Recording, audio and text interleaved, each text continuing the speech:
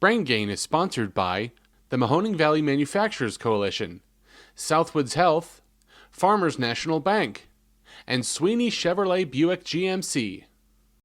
Hello and welcome to Brain Gain Navigators. I am your host, Jeremy Leidick. I'm content manager with the Business Journal. And today we're taking another look at manufacturing for our Navigators tours.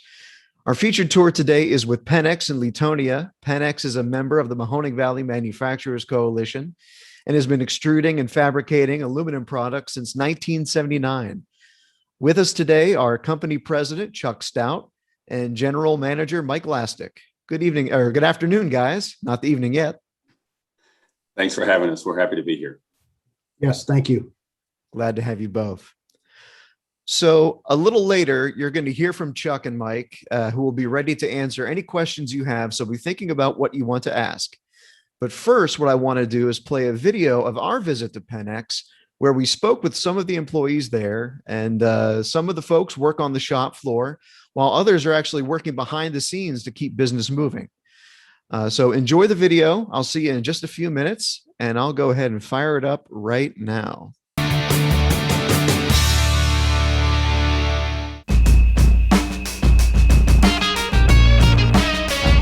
I grew up on the north side of Youngstown, and I ran away from home immediately after high school like a number of people. I started on the floor as a packer on midnights. I, on a whim, applied to a job because it was only about 30 minutes from my mom's house. And then I bid back to the PEP department where I was a saw operator and a CNC operator as well. I applied here never thinking I would get the job, and somehow I got a phone call and was able to sell myself to this company. And I guess the rest is history. A big part of my job right now is the onboarding, so I schedule the orientation for the new hires. I actually handle the recruiting and other talent funnel for the whole company. So that can come from a number of directions. That can come from tech schools, that can come from internships, that can come from just a blanket application. I've been working here for about 6 weeks now. I was going to school and I wanted a little bit more of experience in the work world, and I wanted to see how things operated kind of, and I'm glad that I did because I really enjoy this kind of work. I was staying in Austintown, moved to Salem, just decided I didn't want to drive to Austintown. I wanted to see what was out here, learned of Pennex, put in my application, and had an interview. It's great. I like the people that I work with. Good environment to be in. I came from construction basically all my life. This is my first real in-warehouse job, and I'm loving it. It's great. If you're looking at some of our production roles, if you have the right attitude, the great thing about Pennex is we can teach you the rest and have so done for a really long time. Now, we would like some friendly people to work with us. I really enjoy the people that I work with. I feel like it's a pretty safe area to work with. We try and, watch out for each other all the time. My employers, my bosses, they're great. Other places I've worked at didn't have the luck of having nice employers. It's good to know that, we all do our part. Love my employers, the people here, and what I do. Right now, we're expanding again.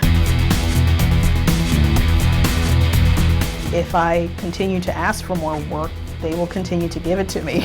We have several young women that just got hired recently, and they had no manufacturing background. As long as I keep asking for challenges, I keep getting them, then it keeps me happy in my current role, and it helps me build my own skill set for my own future. So that's my advice. Don't be scared, and if it's something you're interested in or you think you're interested in, just give it a try. I enjoy that it's never the same. We've done a number of things to make ourselves a place where people want to stay. Whenever I see people that, came through our onboarding, kind of like whenever I first took over this job and they're out on the floor and they're thriving right now, that's definitely rewarding for me. Once they are here, we ensure that it's a place they want to work by just asking them. And we've been really lucky that our workforce is still happy to be here, and we haven't seen a lot of people leave. You see them moving up in the company already in the short amount of time that they've been here. It's always fun when I find out that an individual's life has changed because I was able to help them get a job.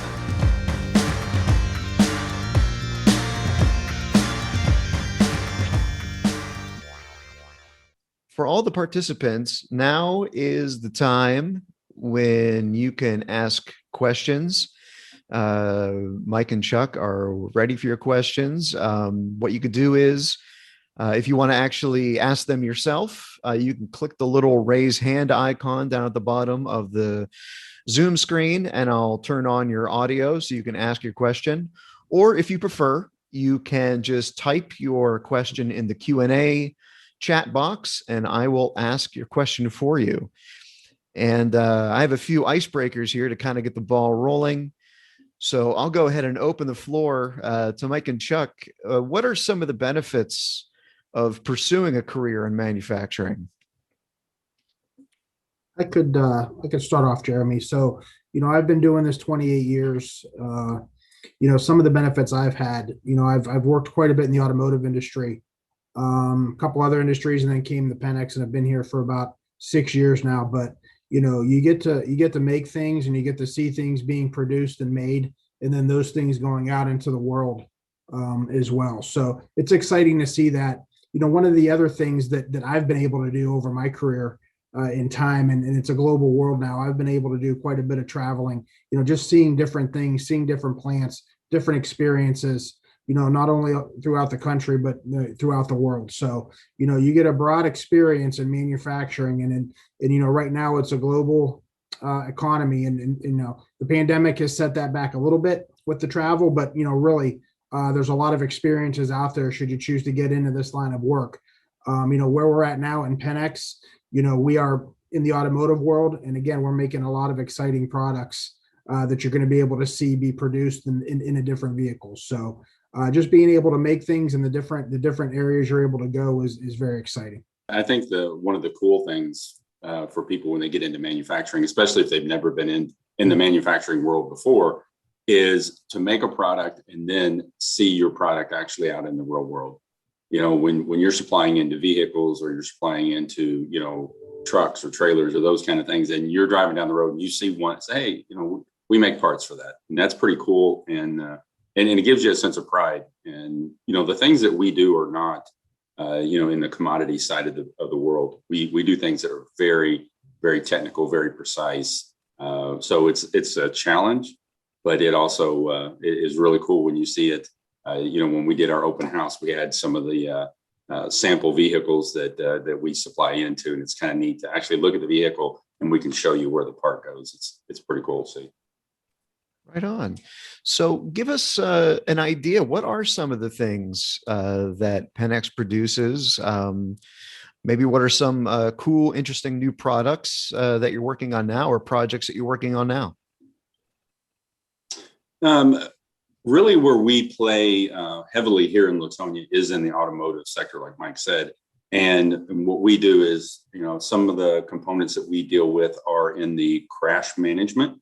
So, in the event that you have a rear end collision or you have a front quarter panel collision, we have products that are there to absorb the energy or to deflect the energy away from the vehicle and protect the people inside. The other is, the cool side of automotive these days, and the growing market in automotive is electric vehicles. And we play very heavily. We go back to the first electric vehicle that was really available to people. Took a while to get up there, and we were part of the team that helped design those first electric vehicles, and we continue to be on the forefront in that industry right now. Wow, right here in Ohio. Right here. So tell me a little bit about someone working at Pennex. Take me through their day-to-day, from punch in to punch out. What can their day entail? Yeah, good question, Jeremy. So, the operators come into the building. We've got a couple different areas, right? So we have our extrusion presses, we have our PEP area, we have quality. So there's many opportunities within the facility. All of them are going to be a little bit different, but really when we come in, you go to your station and we have basically our beginning of shift talk, right? So you want to go over obviously the safety aspect. What have you learned? Making sure that the people are working safely, and then we go through our some of our metrics, and this is in all areas, and then we talk about what we're going to do for the day. Then the operators would go to their various stations throughout the plant, and they would begin their jobs, starting off the day, working with the different groups, working with the different people. Then they go on breaks, lunch, and then, back to the areas that they need to produce. The people are flexible. They may not always be in the same area or the same job every day. We move them around, and we do a lot of cross training to make sure that we have that flexibility, and they're doing some different things to keep them active as well. But, a lot of focus on the safety, a lot of focus on the productivity, and then obviously we have a lot of focus on the employees' well-being, making sure they're doing well and interacting with their peers and the supervision as well. Okay. And for an entry-level position, what's your average starting salary for someone just coming in? What can they expect to make? That's kind of a loaded question because it depends on what job they're coming into. Right. If you look at our lowest manual labor position, someone coming in, zero experience, and it's the absolute entry level, I believe it's around 13, 15. But obviously we've got openings all the way up to engineering positions, management positions that are open because of our growth right now. So it's a pretty wide range. And, what I always tell people is if you always want to make more money, you got to take on more responsibility. And there's lots of opportunities, just like that was in the video. We're constantly, growing, and people are moving up in the organization. If that's what you want to do, it's available to you.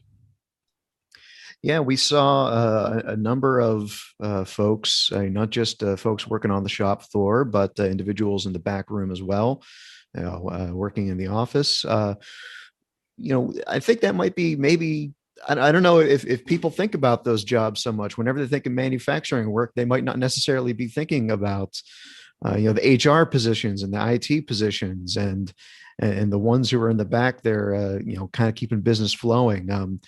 What type of employees do you look for?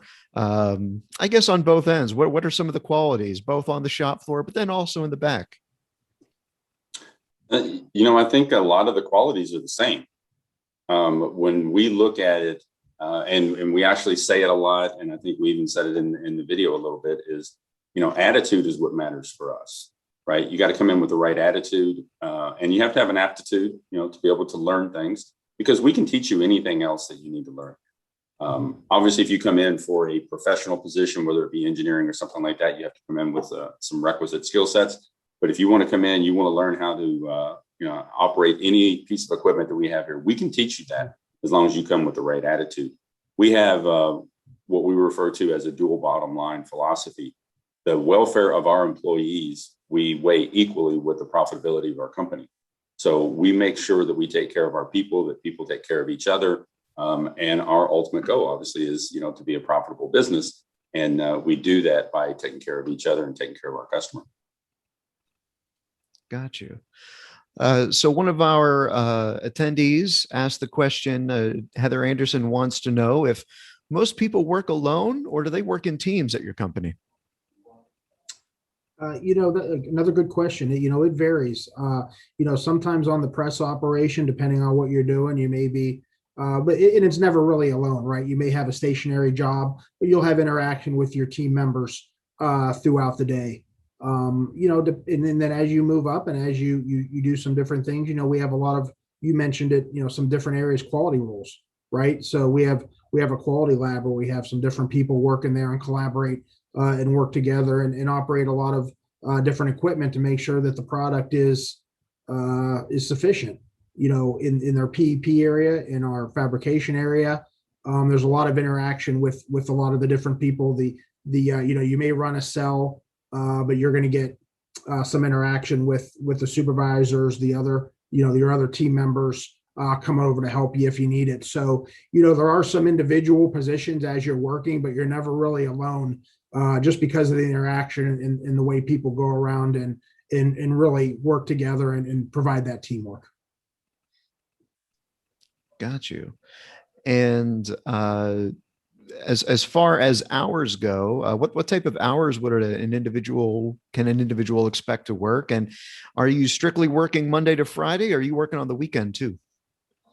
We do work on the weekends as needed in the different areas. And, right now we have 3 shifts to work 8 hours a day, Monday through Friday. And, we will work on a Saturday or potentially work some overtime during the week as needed to get things done. And again, it varies a little bit by which area in the presses, the PEP area based on schedules. We do explore potentially going to some different schedules as needed as volume increases and what that would look like. But for right now, we are looking at, we do the traditional 3 shifts, 5 days with Saturdays when required. All right. And so we're talking obviously to school students. I mean, this is intended for school students. What kind of classes, what kind of subjects lend themselves the most to the type of work that's being done at Pennex? And then also, would a trade school, maybe an education at a trade school, help put someone on a path to getting a job at Pennex? Yes, a trade school would be an excellent way to go. Obviously any type of mathematical type courses are very helpful, but not, like Chuck had mentioned before, not totally necessary, right? If you are a dedicated worker and you're going to be someone we think that would be valuable to us, we could teach you what you need to learn out there in all the areas. We've had people come in a packing operation and they've learned enough that they've gone into the quality world and ran some of the equipment in there. So, we have the ability to teach you quite a bit and what you need. And one of the other areas we haven't mentioned is the skilled trades and maintenance group, which is extensive here as well. But really, to answer your questions, yes, the trade schools are great. The mathematical courses, making sure you can do some of the basic math, and then really, making sure you're getting through the courses in your schooling. And once you get in, we'll help you get to where you want to be. Yeah, I'd add a little bit to that, which is it's really the attitude, like I said earlier, that matters the most. And if you're willing to learn, because we have some examples, and I'll give you one example without giving a name, is individual came in, as a starting level position, had the desire to learn, and did a lot of the learning on their own. Every spare moment they had in the facility, they were trying to learn new things, especially around the CNCs. We saw that drive and his desire to grow.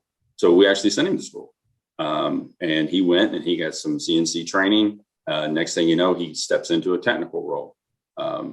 Again, continued to learn, continue to expand his knowledge base outside of CNCs. He wanted to learn about robots and those kind of things. And what I can say now is, in the 5 years that he's been here, he's moved from entry level to a cell operator to a technical role, and now he's one of our supervisors. Got you. Now you threw out some industry jargon there that maybe not all the students are familiar with. CNC, robotics. Everyone knows robotics. That's my favorite part of your plant. But could you explain sort of what's CNC all about? Because I think maybe when it comes to manufacturing, a lot of folks have this perception in their mind that it's dark and it's dirty and it's dangerous. But tell me, what is CNC? Tell me about the robotics.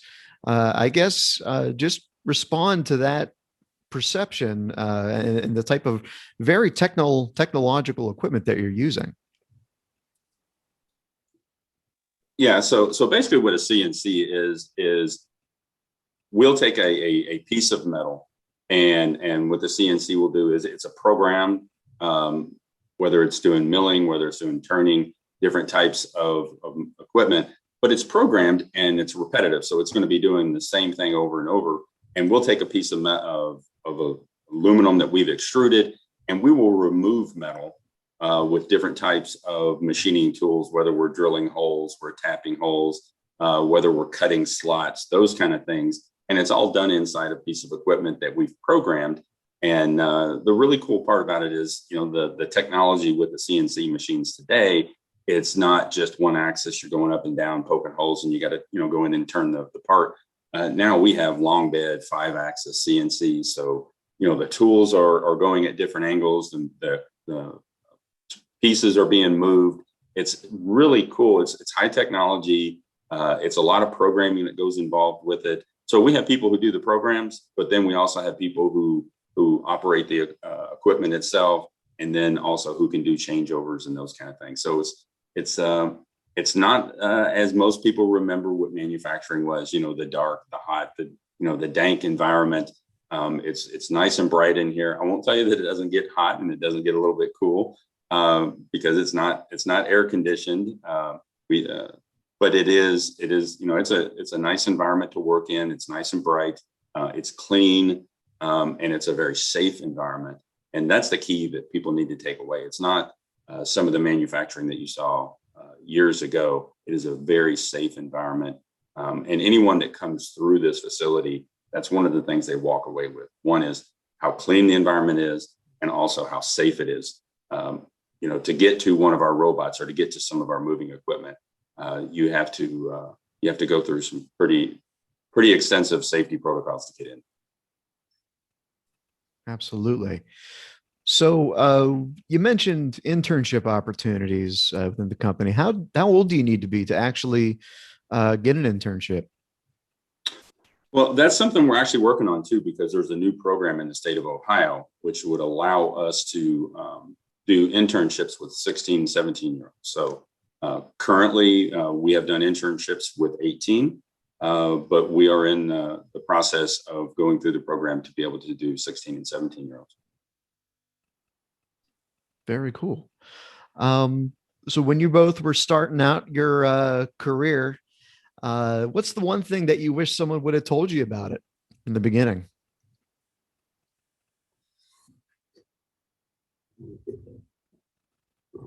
Oh, good question, Jeremy. So, I think it is when I started out, probably one of the best things that happened to me when I started in my career is I started out as a manufacturing supervisor. And you really got to understand what the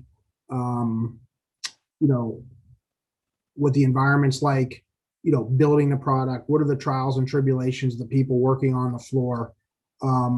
So, when you say, okay, what did you wish they would have told you then? I think, having that learning experience from the very beginning was enough of a education that I kind of understood of what I wanted to do going forward, and continuing to work in manufacturing and make my career there. So, starting out and, working with the people on the floor, I think was a big educator for me, going through my career and getting to where I am right now. So, that's the most important. And that's what we're working with, trying to get, new employees out there to, staff the area. And we have a lot of good supervisors out there that are going through the same thing. I'd say my path was a lot different than Mike's. I spent right out of high school, I spent my first 10 years in the military. And then when I got out, my first job into manufacturing was on the engineering side of things. So what I would tell people, and when people ask me this question other times, what I tell them is, don't feel that you actually know what you want to do, because most of the time you don't. You try things, you learn, and you adapt. And what I always direct people to is find out what it is you love and do that. Don't do something because someone else says you ought to do it, or, hey, you're really good at math, you ought to be an engineer. If you're really good at math and you go the engineering path, but you're miserable, it's not going to be a fulfilling life for you going down that path. From a professional standpoint, is find what you love and then go down that path. And it could be manufacturing out there, running robots and running CNC machines and those kind of things. Or you could decide, hey, I like teaching, so I want to be, like a training coordinator within manufacturing. Or, I like to fix things, so I want to go the maintenance route. There's just so many different paths you can take. And don't be afraid to change your mind once you've tried a few things and say, you know, I kind of like this, but I don't like that. So I want to go down this path. So learn from everything that you do, and then don't be afraid to change.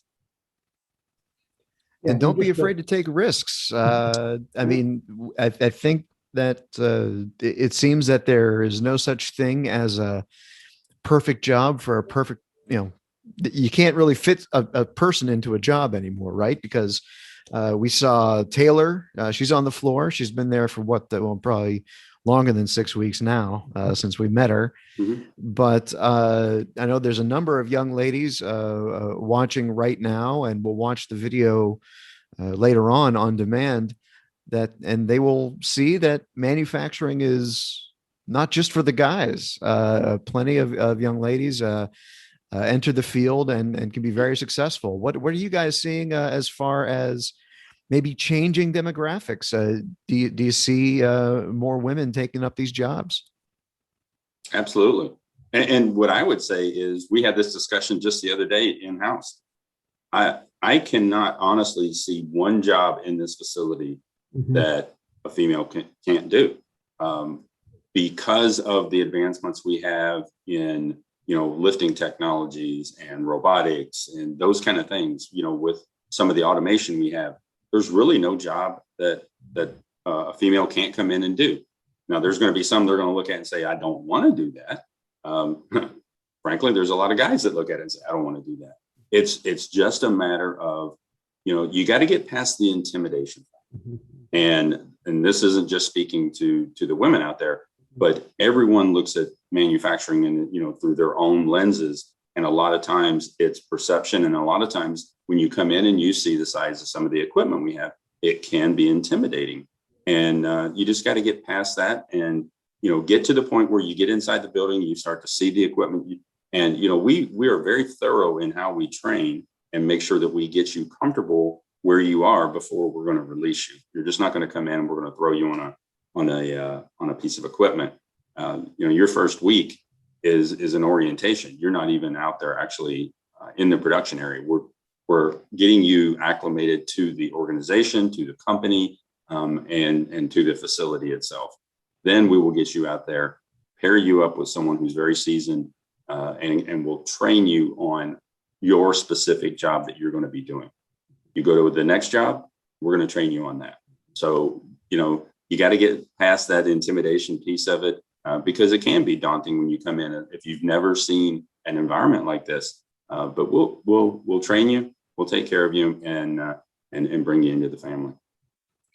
And just to reiterate on Chuck's earlier point, though, too, once you come in, we have multiple jobs. And again, you may not know what you want to do, and you're going to come in and you're going to have a position. But, once you understand the facility and you see a little bit more, you may decide, I want to be a press operator. I want to be a stretcher operator. I want to be a quality inspector. I want to go into the maintenance department. I want to go into supervision. So, when you come in here and you do good work and you learn, there's multiple opportunities for what you may perceive once you start understanding these things that you would like to do better. And as those openings come up, we have people bid on them all the time. And, we promote a lot from within, and there's a lot of opportunity once you get in the door. Very good. So, Chuck, you mentioned that every once in a while you get a worker who says, I don't want to do that. From the both of your perspective, maybe what's the thing you like least about manufacturing, and what's the thing you like most? I would say what I like most is you get to make something, right? It's one of the few professions where at the end of the day, every day, you can look at it and say, hey, I accomplished something, I made something, and this is going to, either make someone's life easier. It's going to improve, someone's ability to do something in their life. So that's really cool. And then the other side of that is I really like a lot of the things that we do from a people side of things. What we are able to provide, people from a livelihood standpoint. We have 170 some people in this building. That's 170 some families that we're helping take care of. they're able to provide for their families. It's just a really good feeling. And everybody goes through different things throughout their life. So, being a family owned business, it's really good that, we take care of our people, and, someone goes through a challenging time, we're there to help them. And, our team members take care of each other. So it's a really great feeling to do that. And you don't always get that in other organizations. So it's nice. As far as what I don't like is, occasionally you get people who come in and it's more about, just a paycheck type of attitude. And it really kind of drags on the entire team at times. I will tell you that those are the types of people that don't make it. If you're coming in, you're looking for a career, you're looking to learn, you're looking to advance, this is the place for you. If you're coming in just to make a paycheck, you probably won't last long. I would say, throughout the time here, I've made great friends, and we have great people. Probably the biggest thing I like is walking out and talking to the folks, just in general, not all the time about, hey, are you working here? How's the production? I'll go out to many of the employees and have, discussions with them. Hey, how you doing? We talk, and just the interaction with the people. And I've got a lot of great friends here, and a lot of great relationships I've developed with the people over the years. So that's a great thing. And then, on the things that you don't like so much, and Chuck may have touched on a little bit, sometimes things don't work out with some employees, and those are tough times and some tough things to deal with. But, that happens. But, just the friends and the relationships I've made with all the employees and all the different levels of the organization is probably number one, I would have to say. Gotcha. Very good. So I know this particular plant that we toured is out in Leetonia, and you are a locally owned company, correct? Our parent company is actually out of St. Louis, Missouri. Oh, okay. So based on Missouri. Okay. And how many plants are there in the Pennex family? Within the extrusion side of the business, there's 3. We have a facility in Wellsville, Pennsylvania, York, Pennsylvania, and then this one here in Leetonia. And then on our casting side, we have a plant in Greenville, Pennsylvania, and also one in Wellsville, Pennsylvania. So that's the Pennex side. And then Metal Exchange Corporation is our parent company, and we have facilities in Moulton, Alabama, and we have one in Kentucky and one up in Michigan. And then our corporate headquarters and our trading office is in St. Louis, Missouri. And then we have trading facilities across the globe. Very good. So another question kind of along those lines then is, who are you supplying your products to? I'm sure you can't name names as far as companies go, but it sounds like you're supplying globally. Most of what we supply is in North America. The companies that we supply are global. So if you can almost pick any major automotive company, and ultimately our products are going into some of their vehicles. We try to focus on trucks and SUVs and electric vehicles. So you can think of the biggest truck manufacturers and SUV manufacturers, and you will find our parts there. Got you. What gets you guys most excited about the company's future? The most exciting thing is our growth. We are growing, I wouldn't say at an exponential rate, but it feels like it at times. Just over the next 18 months, we will double our, we hope to double the number of employees that we have in this facility. I've been with the company 5 years. And in that 5 years, we had just completed an expansion that added another press, and then added some of our fabrication capability. And then 2 years ago, we just added another onto the building, another 116,000 square feet. And over the next 18 months, we're filling that 116,000 square feet with all new equipment. Most of it's machining and robotics and things like that. So it's exciting. We're growing. It's challenging. It gets a little bit stressful at times, but it's really exciting because you don't get to see growth like this very often. So plenty of opportunity for jobs and advancement later down the road, huh? Absolutely. We have I think 40 or 50 openings right now. So we are trying to hire as fast as we can. The demand is there, and as you know was mentioned earlier, as we bring new people in and as we grow, you know, it opens up positions at higher levels, and people are able to work their way up. Got you.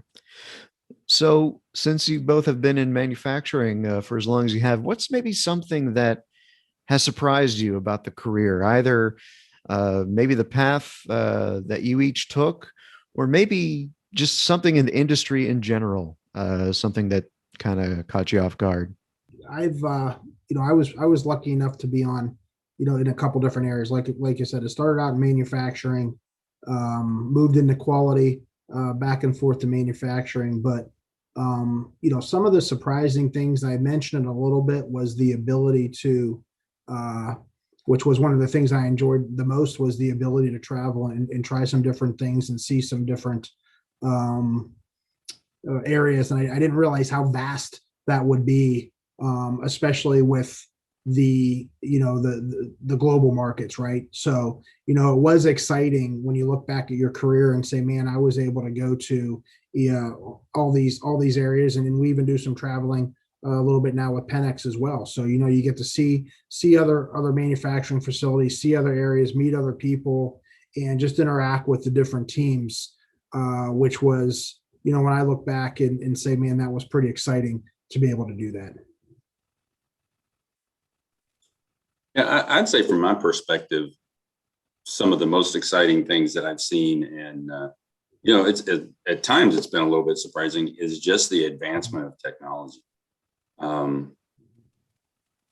When you look at the level of automation, the level of robotics that we have today, compared to when I started in manufacturing, it's a night and day difference. I don't want to age myself too much, but smartphones didn't exist when I started in manufacturing. So, that's the kind of change we've seen in the manufacturing world too. It's just that level of technology, and you don't see the old, mechanical systems like you used to now. Everything's PLC controlled, everything, has some type of controller. And then just the ability and the flexibility that we have, with some of our automation, to be able to switch from doing one thing to another. It is exciting to watch, and a little bit challenging at times, but it's night and day difference from what it was, just 20 years ago. For sure. How does someone apply for a job at Pennex? They can go to our website. That's one way to do it. And I think that's probably the best way, isn't it, Mike? Yeah, you could walk in the door though too if you want to. We have a computer right in the lobby, and you can sign up right there. And you know what? If we've got the people available, we'll interview you on site if that's something you're interested in doing as a walk-in. But yeah, go to our website. Take a look at all the openings. But if you have questions or comments, just come right into the plant, and we'll help you out there as well. And recruitment is one half of it, but then also retaining employees is another half of it. What are some of the things that Pennex does to, as you've said earlier today, keeping folks happy and keeping them working and giving them opportunities to move up? What are some of the methods that Pennex retains its employees? A couple things, Jeremy. One of the things we really try and do, and this is it's close to home for we just had an event yesterday I'll tell you about, but one of the big things is communication though. It's been a little bit more difficult with the pandemic and not being able to get the groups around as much and getting in large groups. But one of the things we had done was, we have communication huddles, and it was typically once a month. We would get everybody together, come up to the conference room in two groups, separate them out, and we just go through the metrics. How are we doing? How's the company doing? How's your individual area going? To make sure that we're communicating with them and they understand how the company is performing on all levels, inform them about safety, inform them about quality, and just go through that. We've scaled that back a little bit now, and we're doing it quarterly only because it was a little more difficult for the past year to get them together, but we still try and do that. So one of the main things is communication and making sure they know what's going on with the company every step of the way. And then we have employee events. So yesterday we just had an employee appreciation event. So we had pizza, chips, pop for the groups. All shifts were able to come in at the different times, and we got that for them. We got them all new shirts. We get them shirts every year just so they have new shirts to wear. They got a tumbler, and the different activities like that. We were celebrating as well a safety milestone that we hit. So we tried to have something around that. But really, it's the communication and showing the appreciation to keep them to know that we really do appreciate what they do for us out there each and every day.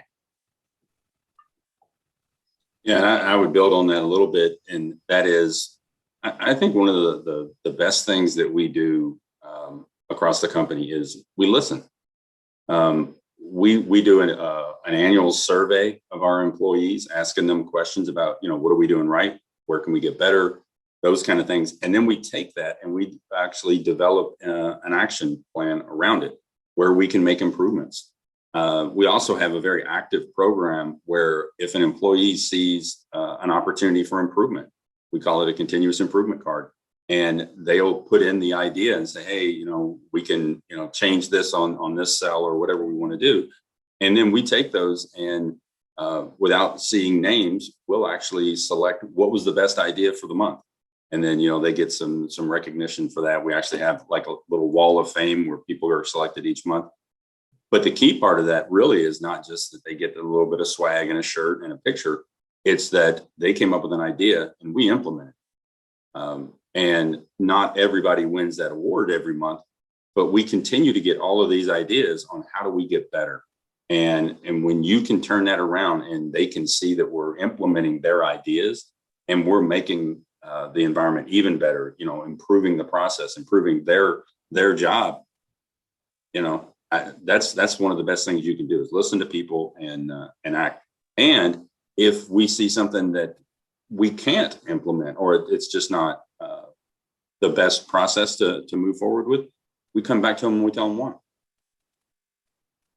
Very cool. Well, that answers all the questions that are on my board and on my cheat sheet. Any final thoughts, any parting advice or parting wisdom for the students? I appreciate the time. Thank you very much for letting us do this. It's been fantastic. But, and Chuck mentioned it a little bit too, think about what you want to do. Don't be intimidated and, please come and see what we're all about. And, if this is something you want to do, we'll take you around. Part of the interview process is we take you around, we show you what's going on. But it is a great opportunity. Manufacturing is a great place to be, a good space to be in. We've been doing it for quite a number of years.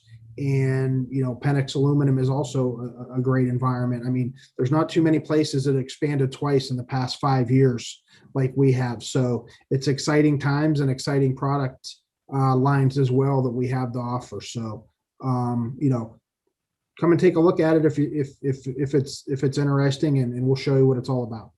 So thank you. Great. Yeah, I'd like to thank everybody for their time. It is exciting times for us.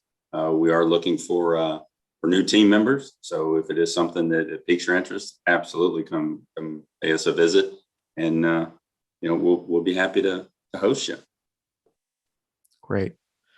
Well, gentlemen, thank you both so much. And thank you to everyone for attending today's Navigators event. Be sure to register for our next event. It's going to be on Thursday at 12:30, and we're going to explore the veterinarian and the vet tech career pathways. Those of you who already have a login for JA Inspire, you can use the same login for that event. But if you need to register more students, you could do so by going to the Brain Gain webpage at businessjournaldaily.com. Click the Brain Gain Navigators section and click the link to register. Once again, thank you to Mike, Lastic, and Chuck Stout from Pennex Aluminum for participating in today's event. And thank you all for attending. We'll see you next time. Brain Gain is sponsored by the Mahoning Valley Manufacturers Coalition, Southwoods Health, Farmers National Bank, and Sweeney Chevrolet Buick GMC.